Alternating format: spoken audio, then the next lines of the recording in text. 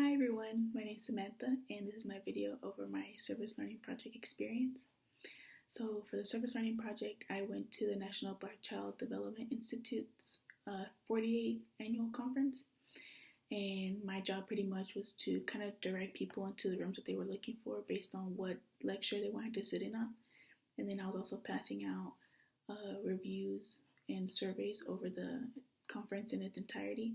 And then on the last day, because I went for 2 days, on the last day we kind of helped with taking down all the setup and putting things back where they were, returning things to the right people. Because of that, and during the time that I was supposed to be directing people to their rooms, once we got like an hour into lectures and stuff and people started their presentations, there wasn't really very much foot traffic in the halls anymore. And so the lady that was in charge of us, Kim, said that we could go ahead and sit in on some of the presentations. And I walked in on one that was about systemic failure, and I didn't know exactly what that meant or what they were discussing. And it took me a while, honestly, to catch on. But it wasn't until she addressed the system that she's discussing, and she said the system I'm discussing is one that deals with how we address and teach different children or how we approach things with them. And I know it's not very specific, and it wasn't until that we had a conversation with the entire group that was in there, and she opened up the floor for people to share their experiences or examples, that I really understood what this means. And in systemic failure, she specifically, the presenter, talked about how parents, both black and white, need to have their race talk early on, because if not, it allows for society to fill that void negatively, rather than the parents teach them how to deal with negative experiences that they may encounter as they grow up, if they are, a black child, or if it's a white parent telling their white child about how not to treat certain people just because of a skin color. And I had one lady that talked about how her mom was a big inspiration to her and why she felt she was so resilient growing up as a black woman. She said that whenever she was little and her mom would go out, she'd always have a brown or black crayon with her. And so when they went to go buy birthday cards for somebody, she would color in the characters on the card if there was people on it. If they were white with blue eyes, blonde hair, she would color their skin brown. Or if she found a cute toy for her daughter, something like a doll, she would go home and paint the skin brown before she gave it to her. And she's like, because of that, I always felt very much included. And I was like, well, my toys look like me. So, I was happy. I was never left to wonder, how come all my dolls are white with blonde hair and blue eyes? And so I thought that was really powerful, because that's something I think a lot of parents forget about, and they leave that out growing up, or they just don't even pay any mind to it, and they just buy the toys like nothing, and they buy these birthday cards that all have people that look exactly the same, and it's a white person. There was another woman who said that at her son's soccer game, her black son kicked a goal into the opposing team's goal. And one of the white kids on the other team was like, man, you're so good. I should call the cops on you. And she was like, of course, I had a conversation with his mother after. And, I told her I didn't think that was very appropriate, especially when she's dealing with, when my son's black. And I just had a feeling that he saw his skin color and thought, oh, cops. Like, I should make a comment related to the police. And she was right. Like, no, honestly, if I had seen that, I wouldn't have thought it was such a big deal. I thought it would just be another kid making a dumb comment or a silly comment. But when you look into it like that, it is wrong and it is inappropriate.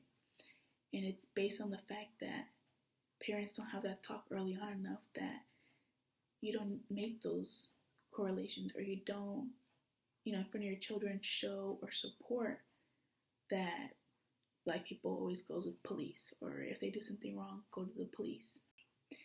Then the presenter of the systemic failure lecture went in to talk about microaggressions, which are like the subtle things that people do to make people, minorities, feel left out, or to obviously make them feel different, or make them a subtle attack on minorities. And one woman talked about how growing up, she went to a private school.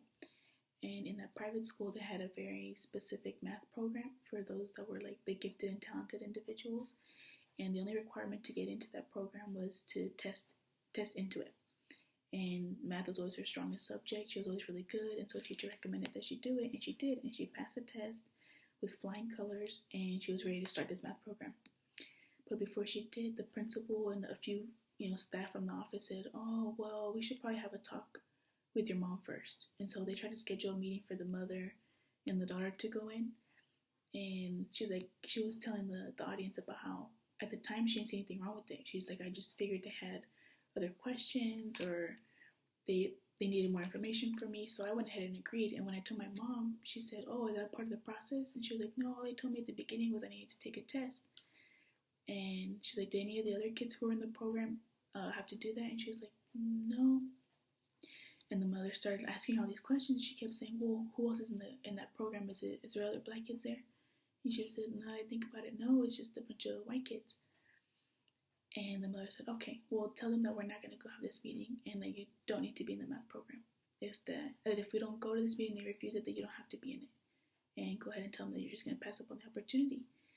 And at the time, she felt her mother was being a little ridiculous and almost selfish, because it's something that she really wanted. And she was making a big deal out of it. She was like, "You're thinking too much into it. Why can't you just go to the meeting so I can do something that I want to do?"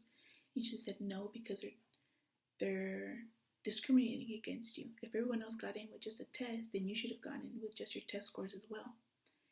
And so when the mom, she fought it and told them there's no reason why I need to come to the school to have a meeting with you guys, eventually they did let her into the class. And that was just a really good example about that systemic failure, and how parents can fail their kids without even knowing it. And I haven't wrote notes here. She talked about how microaggressions still exist and are a result of flaws in the system. And that's absolutely right, because if we educate people and they know better, they do better. And when we allow for that void in a child's life to be filled negatively, and they already have a bad experience and it's related to their race, now it's harder for them to unlearn that or to forget about that. And it's harder to learn the correct behaviors on both ends. So whether it's the child that the white kid that told the other black kid that, "Wow, you're so good at soccer, I should call the police on you," his parents failed him, and because they didn't stop it, or they didn't have a talk with him early on in his life, it'll be harder for him to unlearn those stereotypes and those behaviors. Same for the black boy. If the mom never prepared him for the fact that he is going to be treated differently sometimes, and that some people are going to say some things that are really unfair and really inappropriate, once he already encounters that, he thinks something's wrong with him, or he thinks that that's okay and that's how he should be treated, and he doesn't know how to deal with that situation, or whenever they do arise. One really specific and important tie that I found from our textbook to that story specifically, or to all the stories that were shared that day, really, is that in chapter 9, that's over raising children in a diverse society, that it's all based on the parents' teaching and their guidance, whether or not, or how resilient their child comes out. So having that conversation, or like the mother who colored all the white dolls brown or black for her daughter, she taught her that resilience. And in the example of the child playing soccer, had the mom had the conversation with the son earlier, maybe he wouldn't have been offended by that comment. And, because he would have been resilient to it, and he would have bounced back like it was nothing. And he would think back to the conversation that his mom had with him, where she told him, people are going to say things about you, and they're going to try to bring you down when you're doing well.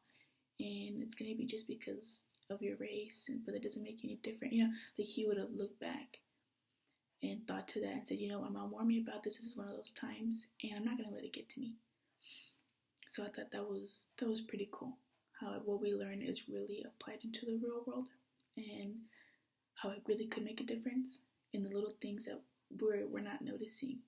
And of course, no parent is perfect, and there's no textbook on how to be a parent. But And when we're talking about systemic failure, it makes a lot of sense about how parents need to be a lot more attentive and have attention to detail, because it's good for their children in the long term. So I think the responsibility to the community in this case during this specific presentation is that the few people that were in there are going to go on and pass that knowledge, and they're going to go and they're going to share the stories that people shared with us, and they're going to express to others that are important to them and in their family that you need to catch these things early on, or you need to confront them before they even come up.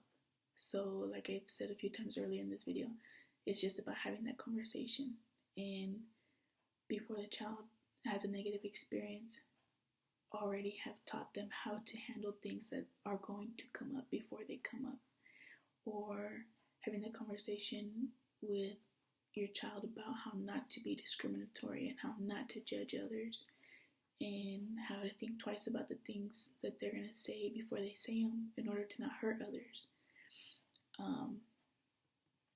So yeah, I just felt that was really important because, like I said earlier, I never thought, what is systemic failure, and how are parents failing their children by not having these conversations and not being aware of this kind of stuff. And the fact that she took time and put all this together to raise awareness for it was really cool. And I know that it's going to make some sort of difference because people talk and word gets around.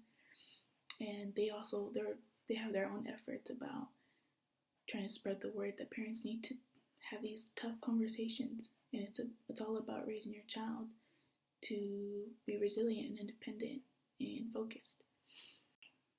So I was personally impacted by listening in on that presentation, because it made me realize, one, how important everything we're learning really is and how relatable it is to real life, because every example that was shared by the audience members was something that they actually experienced, and it's something that any information in this textbook could have helped.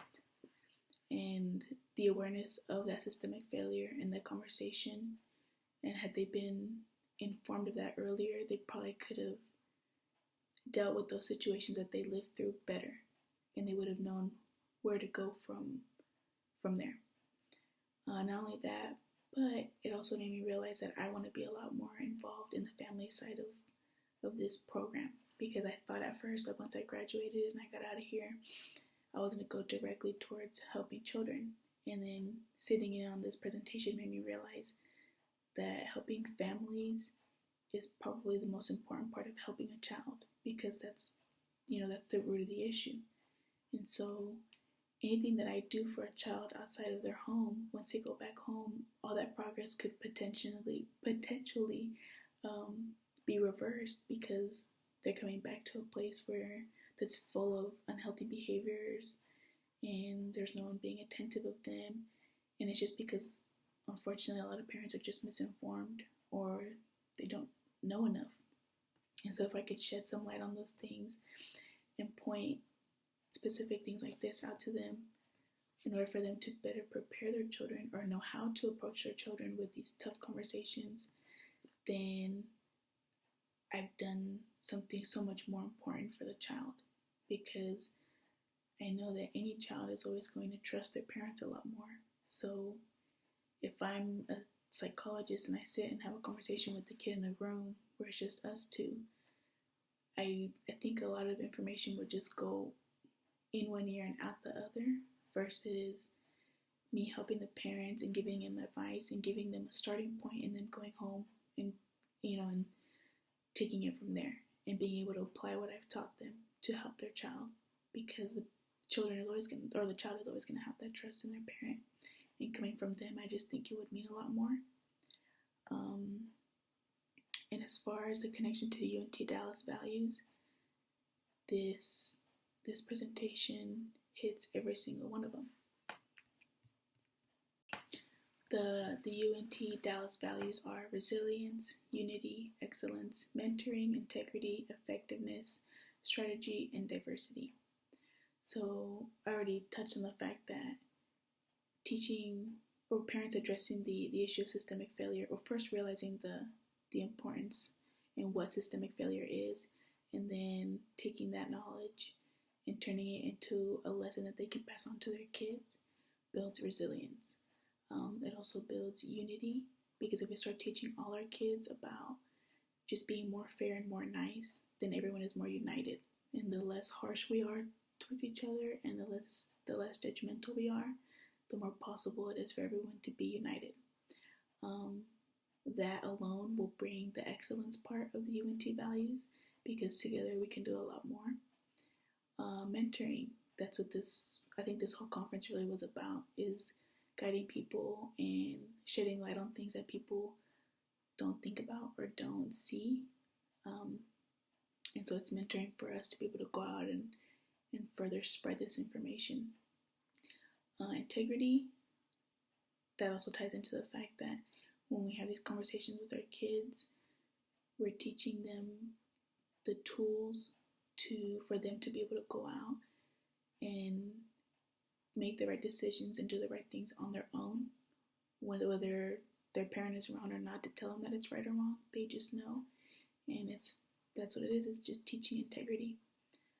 Effectiveness, I think because I know the lady that was there presenting, I can't remember her name, but she had efforts already in place towards spreading the word about the systemic failure, and going out and talking to different parents and having meetings at schools and this and that to get the word out.